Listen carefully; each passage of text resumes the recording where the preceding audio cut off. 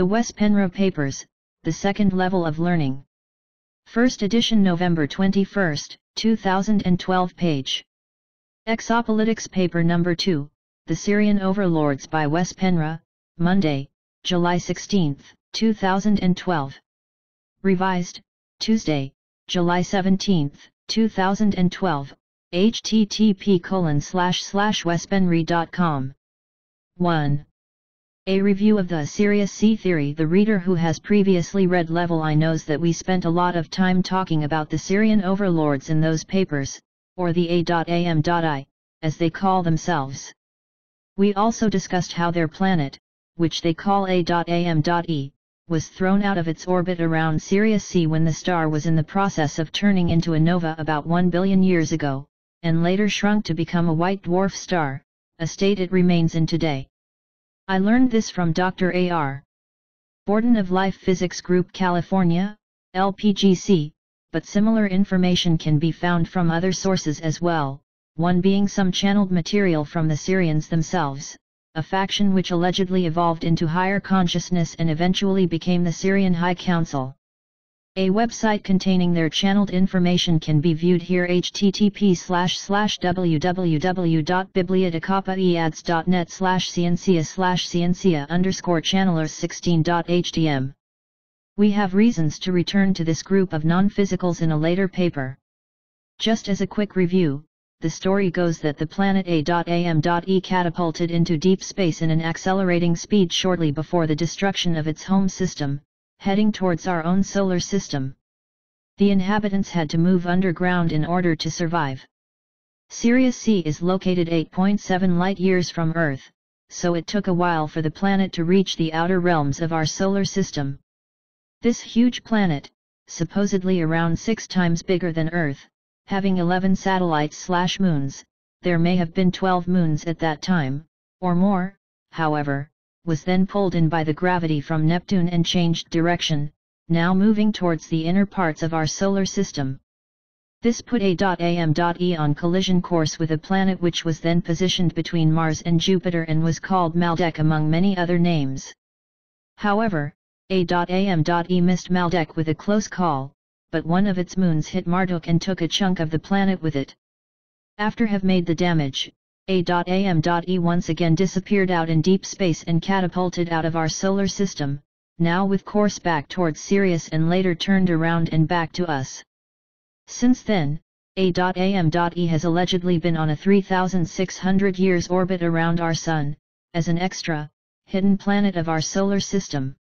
According to Sitchin, LPGC, and the A.am.I people themselves, the next time the alien planet came back for a new visit, Maldek was hit once again and was now split in half. One half became the asteroid belt between Mars and Jupiter, and the other half was thrown out of its orbit and placed itself between Mars and Venus and became Earth. Some say that our moon is actually one of the A.am.E satellites, which was pulled in by Earth's gravity.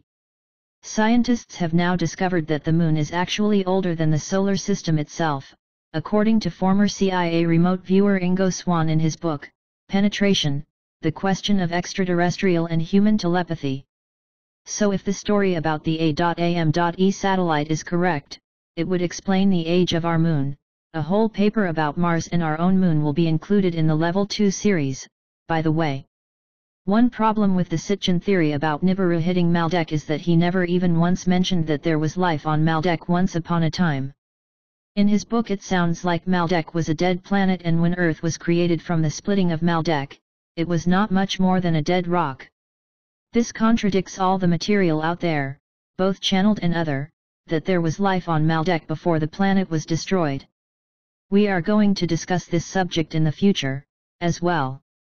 LPGC claims that A.am.E and Sitchin's Nibiru, the 12th planet, are one and the same, and that it's the home planet of the A.am.I star race. I don't know where Sitchin got the name Nibiru from in regards to being the home of the Sirian star race, as it is not mentioned in any of the Sumerian tablets as being the home planet of the Annunaki, and I am bringing this up to be scrutinized some more at the end of this paper, but whether we want to name it Nibiru or A.am.E, I think there is truth to this theory, although it's been twisted so that we won't find out the whole story. For now, let's leave it with that.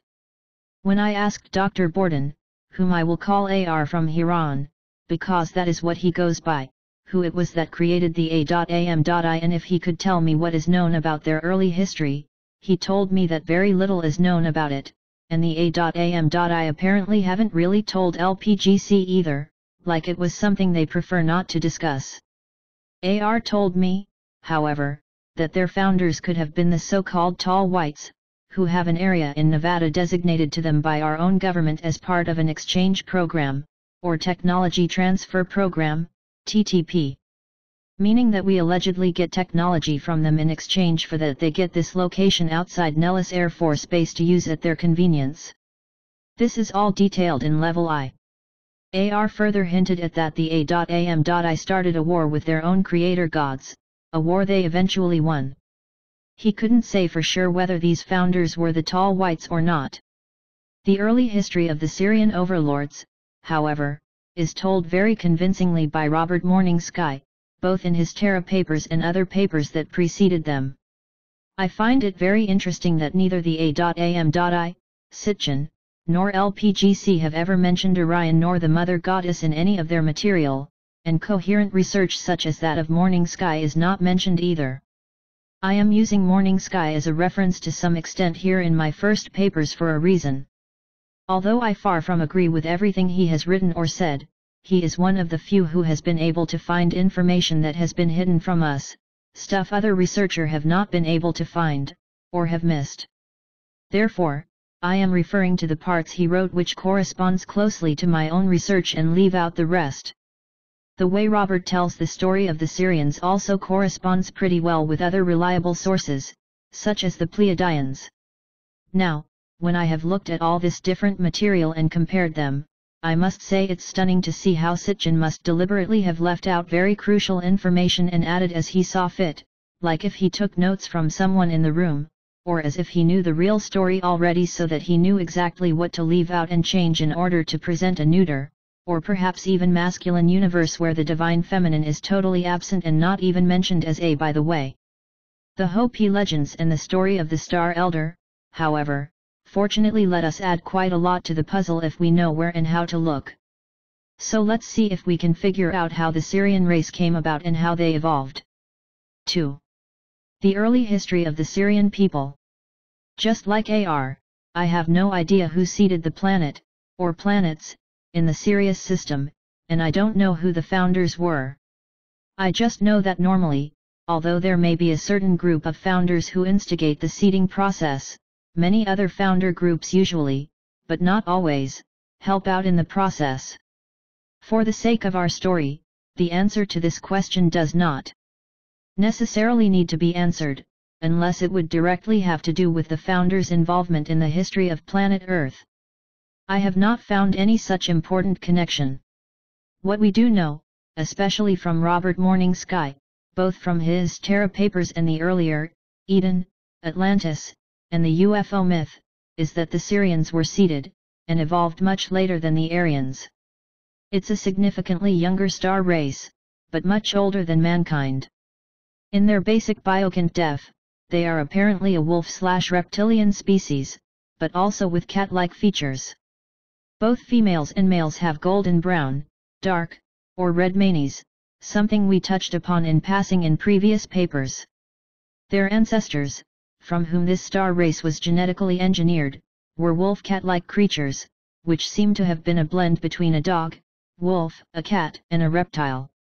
This is where we get the name dog star for Sirius from, the word dog stemming from the Aryan word dakh pronounced similar to the German word Deutsch. According to Morning Sky's research, our ancestors were well aware of the origins of these star visitors and where they came from. This is how Robert Morning Sky describes them in details, based on the information he received from the Star Elder, but supposedly also from much older Hopi oral traditions. Primitive wolf and humanoid males had broad chests and with little or no waists, large and powerful buttocks with strong thighs and thick calves. Primitive wolf and females had large chests and a very slight feminine curve to their bodies. They had large hips and muscular legs. And although they had lost most of their thick and coarse body hair, they still retained a fine dark hair all over their torsos. Their arms were large and muscular, their wrists were thick, and their hands broad and rounded. Unlike the long fingers of the reptilian beings of Orion, the wolfen ones had shorter and fatter fingers. Their necks were also thick and quite short. The large broad heads of their primitive primate ancestors had become slightly more rounded, but their square lower jaws still gave them a very imposing appearance.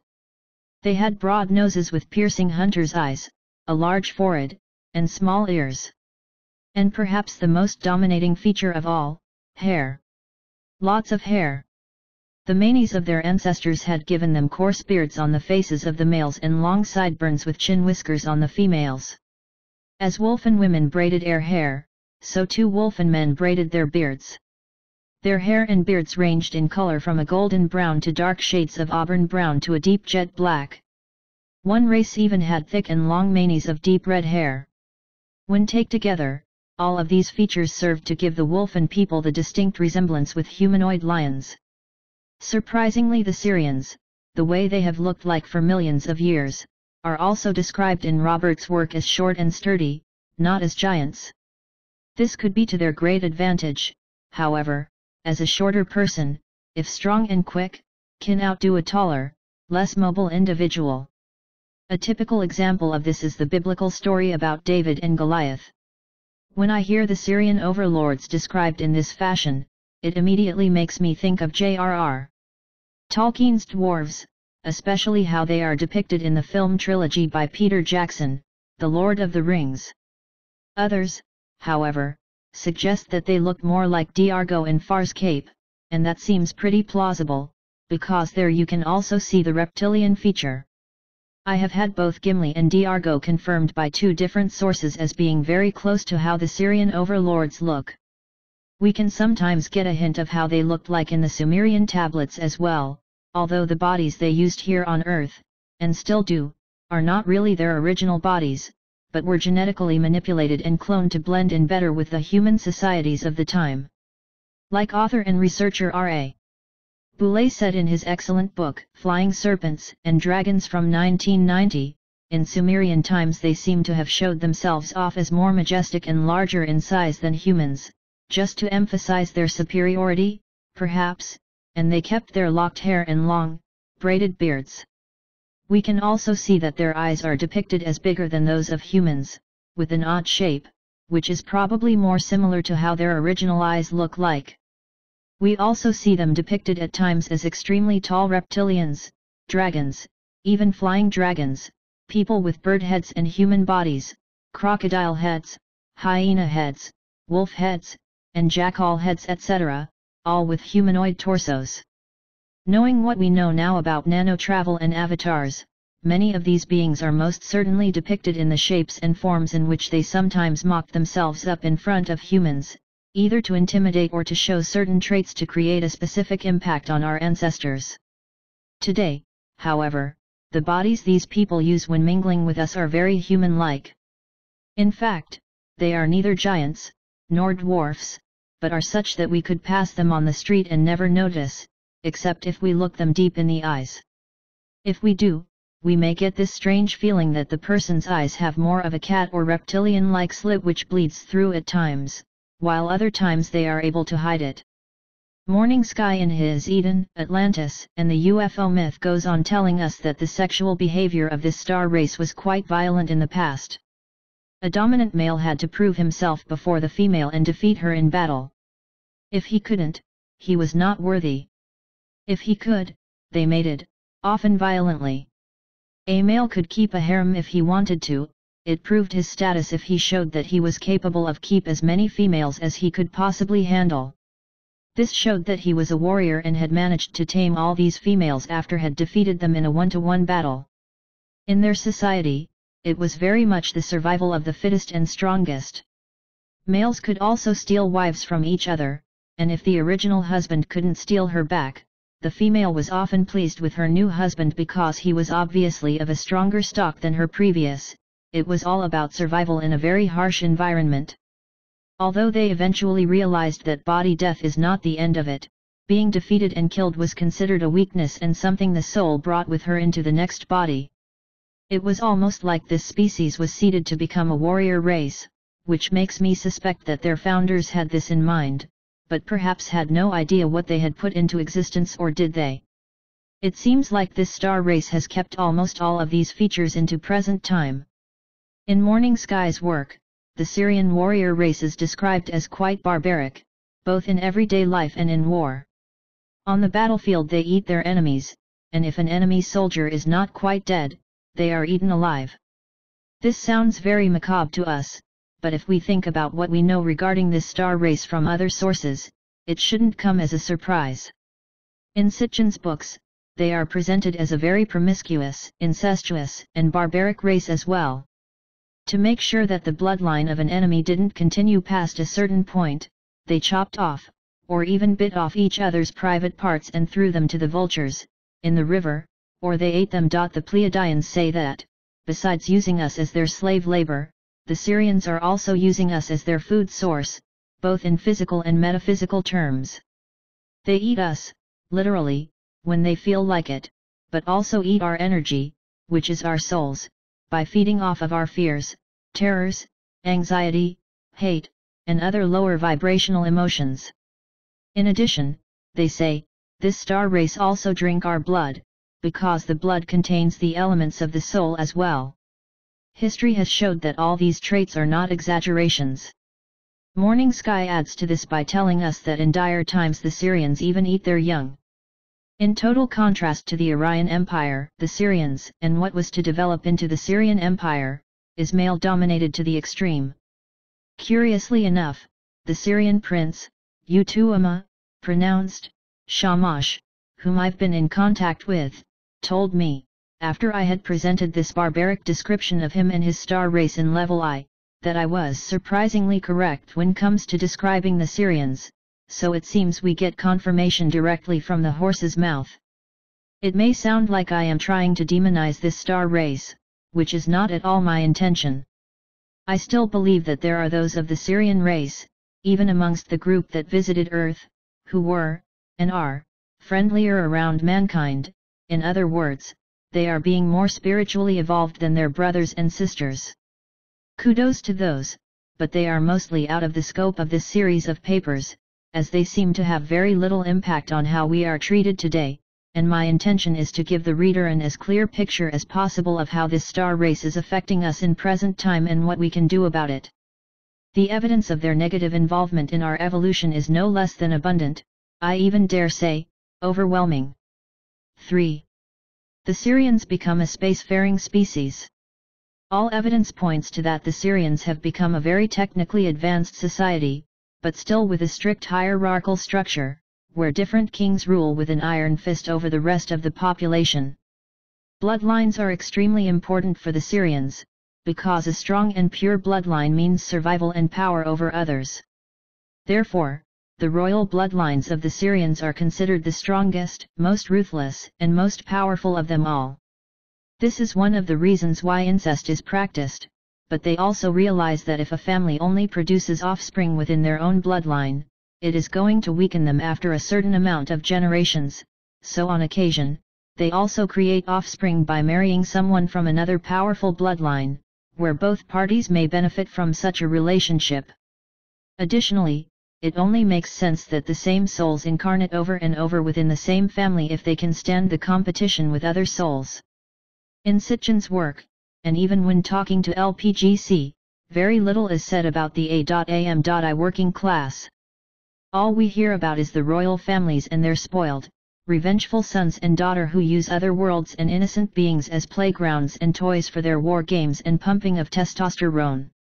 When the working class is mentioned at all, they are presented as slave labor, just as ourselves, or soldiers who fight and die on the battlefield. Apparently, as a law for the upper class, a lord is not killing another lord, it is strictly forbidden and rarely happens, except, there are casualties in wars, where they accidentally kill each other, according to AR. Other than that, when comes to middle class and lower class, those rules don't apply. Of course, biting off each other's private parts is not murder, so no one thinks twice about that, even if it happens in a feud, lord against lord. Albeit, kings have been overthrown and killed by their own sons or blood relatives, or by someone from a rival royal bloodline. This has happened both according to Sitchin and Morning Sky. King Al fled for his life when he was overthrown, for example, and in the Sirian society a king is also a lord, so it's hard to say where they put the boundaries. We've already covered that the Sirians are partly reptilians, and may even be the reptilians who people are discussing ever so often in books and on the internet. In all reptilian manner they have hierarchies based on the capabilities of each individual. The stronger and more ruthless dominates the weaker, etc., and this caste system is always a rule and not an exception. Democracy is far from a fair political system, and hearing the above, no one would say that the Sirian society is democratic. However, as AR reports in his essay, The Link, the A.am.I are now heading towards a more democratic system with a more humane society. I would say, I believe it when I see it, and so far there are no indications that this group of Sirians are heading towards something humane. AR, too, expresses his doubts, but tries to keep an open mind and stay hopeful, working on, as he says, trying to find a group within the A.am.I culture which is willing to support mankind's sovereignty as a biokind, and who support our evolution on our own terms. In the Sirian caste system, people either call each other by name, without a title, which is equivalent to a stranger talking to a stranger, or two people who don't like each other, or they call each other brothers if they are friends or are working towards a common goal. Utuama, king. Nanner's son and King Anu's grandson, told me that the title Lord is something you earn when you have done something extraordinary to support the A.am.I society. I was surprised, however, when UTI said I couldn't call him Lord, because I am not a Lord myself. I had to call him Utu. A human, he said, can be dubbed Lord as well under the above circumstances. Like ourselves, the Sirians had it in their DNA to explore the stars, and to expand their domains. They built spaceships that could travel within their solar system and could even visit the other two stars in the Sirius system, because they were close, and explore and populate planets there as well. However, then they faced the same problem as all star races do on that level of development, and the question arose, how do we get to the stars? How can we travel long distance? This was a huge problem for the Sirians, who wanted to go out and conquer and show themselves off on the battlefield. They understood there must be life out there, on planets orbiting other suns farther away. So they became excellent engineers and their technologies and weapon industry developed in enormous speed. Still, they couldn't break the barrier, what was required to be able to leave the solar system. While their scientists worked on an answer, the Sirian kings worked on increasing the mining projects in their own solar system, something that went on for quite a while. Due to the gravity of the three suns, Sirius A, B, and C, worlds sometimes didn't last long in those solar systems and planets bumped into each other and got destroyed. The Sirians took advantage of this, because from once had been larger planets, the heavenly bodies that bumped into each other afterwards became smaller asteroids and planetoids which were easier to dig into and mine. Sometimes they used the resources of such worlds to the extreme and found the technology to hollow them out entirely. That's when they got the brilliant idea which was later going to get them to the stars. If they could hollow out asteroids that easily and only let a shell remain, they could also create a whole little worlds inside and use them as spaceships. But not only spaceships, they could also use them as deadly battleships. Finding this out made them very excited and they started implementing their ideas and equipped these worlds with their latest weaponry and tried it out in the solar systems. By inventing something which was later going to be called something similar to push and pull drives, they could maneuver these giant Death Stars, going against the solar currents, but also letting the hollowed-out asteroids glide on solar winds and cosmic currents so that they looked like any normal asteroid and could therefore not be detected if it wasn't known which one was a real asteroid and which one was a ship. This story is backed up in details by Robert Morning Sky in both his Terra papers, but more so, even, in his Eden, Atlantis, and the UFO myth. Over the years, when I've listened to the Pleiadians and read Marciniak's books, I've noticed that they, too, are giving hints to the same thing. Here, for example, is a quote from the book, Family of Light.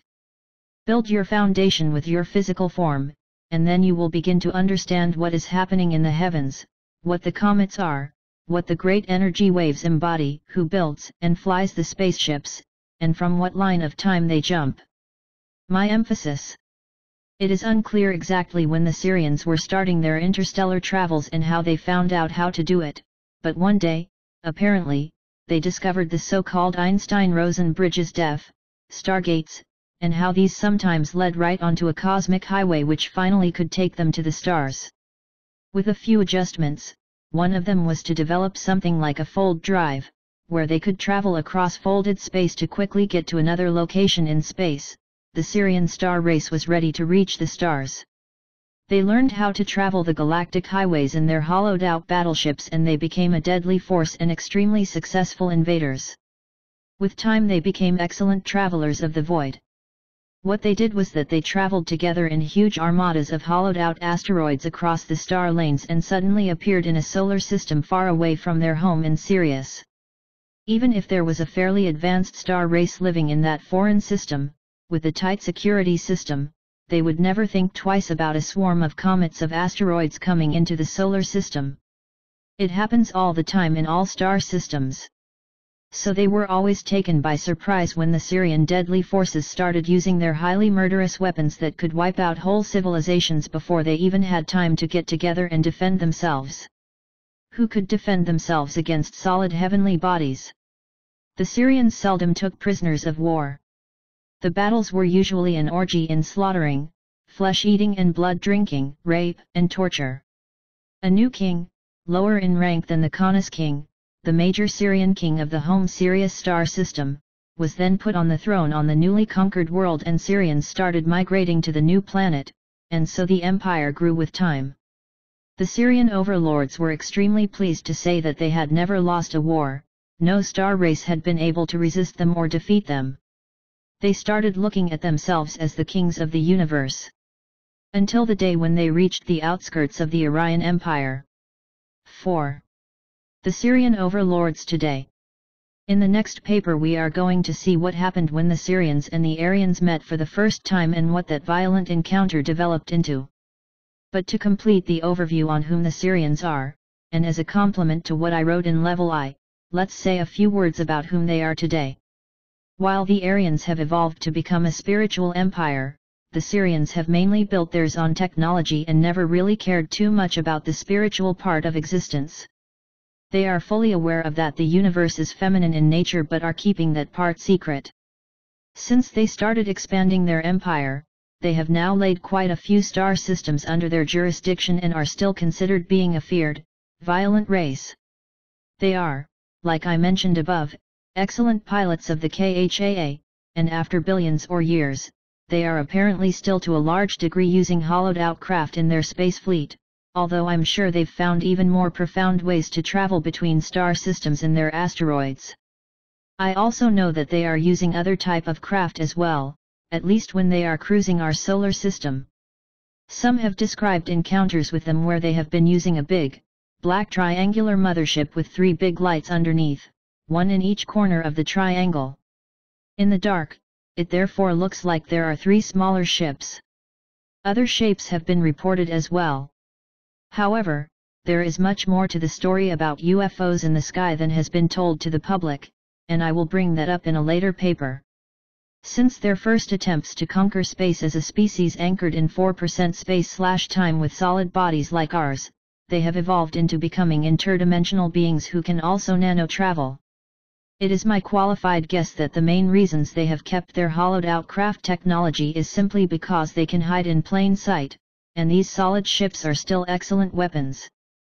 However, it is my full conviction that the major threat from them do not come from some kind of invasion where we fight in physical bodies in some huge battle of Armageddon.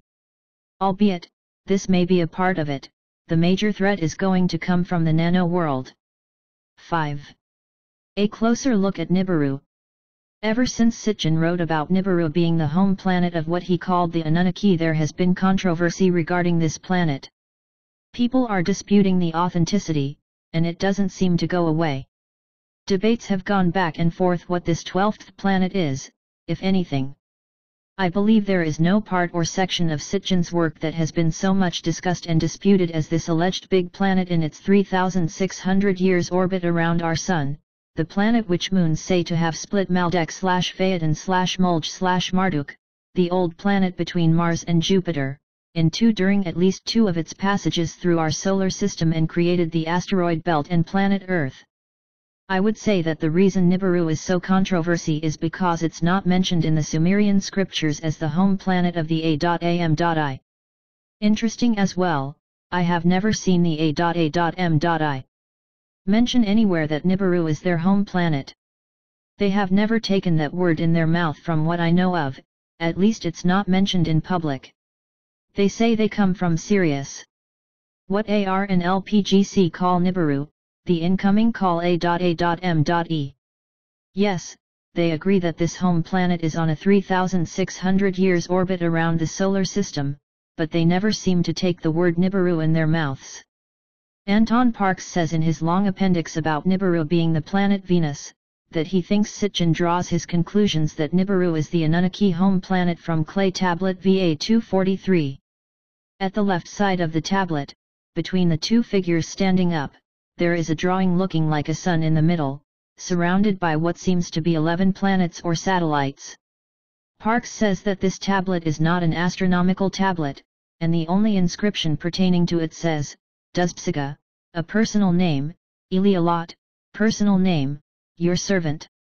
Dr. Michael Heiser, another Sitchin criticizer, is interpreting it to say pretty much the same. There is apparently no text or indication whatsoever that VA 243 is talking about the Annunaki gods. Parks tells us, translated from French into English.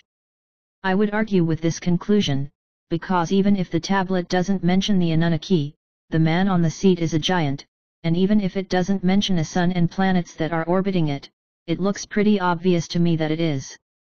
In my wildest imagination I can't see that it could be anything else than that. However, the Sun with its 11 planets may not even relate to our solar system. Sitchin may have gotten that wrong, too. According to the Sirians and LPGC, A.am.E, the home planet of the A.am.I, has 11 satellites, moons, orbiting its planet. Can it be that what looks like a solar system on the VA243 tablet actually depicts A.am.E? And its 11 moons, and the depiction of the A.am.E system in the tablet is actually a way to tell the viewer that this tablet is discussing something pertaining to the A.am.I? The Sun in the middle could emphasize that this is indeed the home planet in the middle and the planets are in fact moons. It would be interesting to hear someone with knowledge in the Sumerian cuneiform debate that. Parks is also criticizing Sitchin, not only for connecting Nibiru with the home planet of the Annuna, but also for letting us know that its orbit around our Sun is 3,600 years. According to Parks, there are no such indications anywhere in the Sumerian scriptures. So where did Sitchin get this seemingly ludicrous idea from? Well, I stand by my belief that Sitchin knew what he was doing, he had a purpose with everything he wrote and discussed. I think he knew very well what of which he was writing was true and what was not. The critics who say that a planet spending most of its time in deep space can't host any intelligent life don't know anything about the Sirians and their technology. Evidence also points in the direction that major catastrophes can be traced back every 3,600 years, give or take, which would coincide with the passing of a big planetary object. Regarding Sitchin's credibility, I can count to 5 different options. 1. He started out with good intentions, but when the Sirian Overlords and their Earthbound faction found out about his project, they visited him and perhaps started out with suggesting that if he wrote his series of books their way, they would be bestsellers. If manipulating Sitchin didn't work, they may have threatened him into doing it. 2.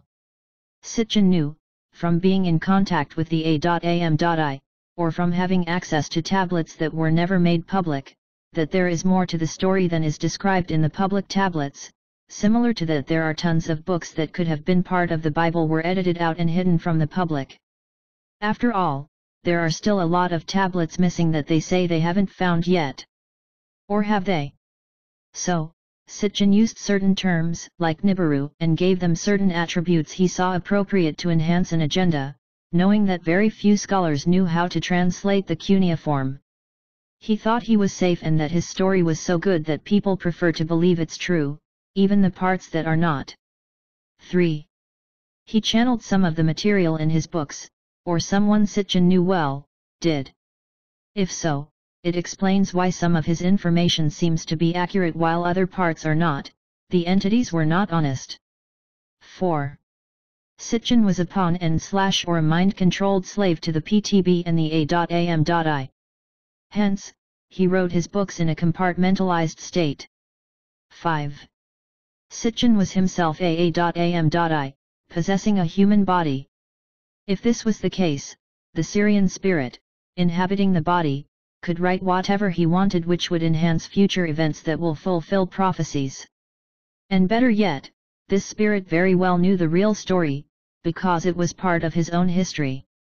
Sitchin died in October 2010, so no one can ask him anymore, but people tried, and he only answered questions he felt he wanted to answer and failed to address the rest. Sometimes he didn't even reply to other scholars' questions as of how he could come to certain conclusions, which Sitchin's son apparently said was because Sitchin didn't own a computer, he wrote everything by hand or used an old-fashioned typewriter.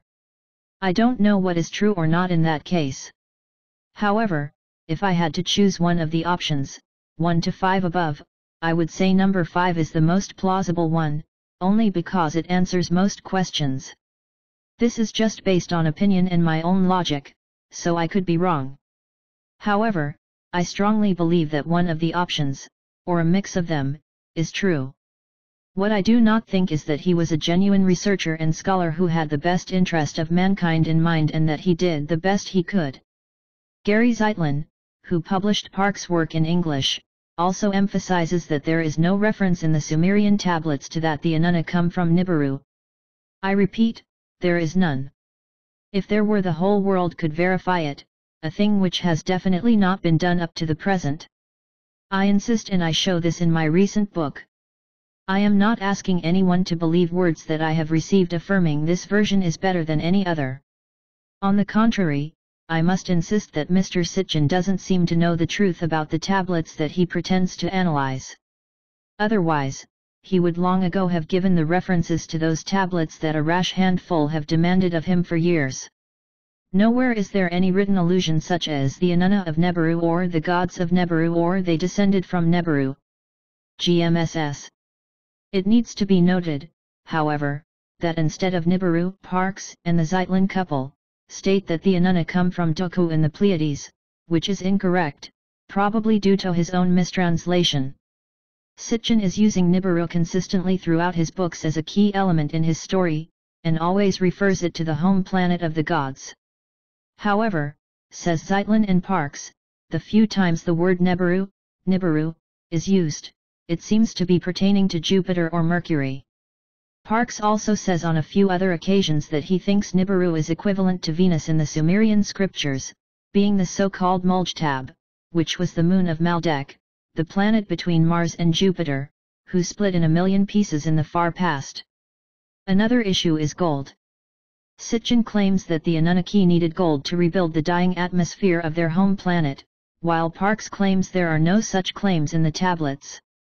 Gold, however, and other substances, were used to enhance the longevity of the gods, something the A.A.M.I.